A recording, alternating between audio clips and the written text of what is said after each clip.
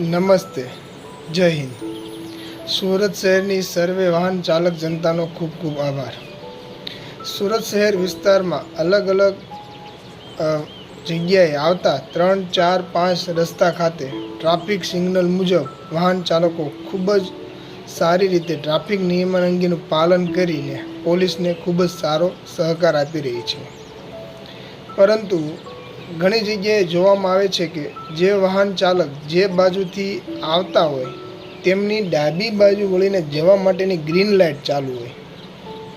Green light ચાલુ હોવા છતાં જેમને ડાબી બાજુ વળીને જવાનું ન હોય તેવા મોટા ભાગના વાહન ચાલકો રસ્તો બ્લોક કરીને ઊભા રહી જાય છે. જે વાહન ચાલકોને ડાબી બાજુ વળવાનું હોય છે તેઓને અડચણ ઊભી થાય છે.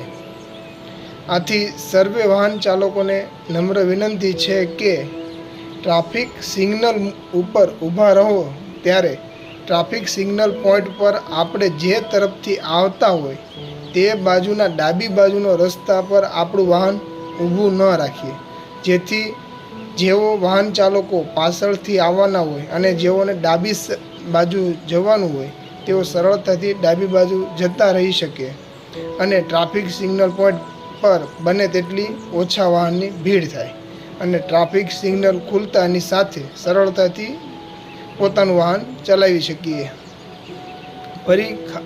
ફરીવાર ખાસ વિનંતી કે ટ્રાફિક સિગ્નલ જોઈને વાહન ચલાવીએ તેમજ બીજા વાહન ચાલકોને ટ્રાફિક સિગ્નલ મુજબ રસ્તો આપીને એકબીજાને મદદરૂપ થઈએ.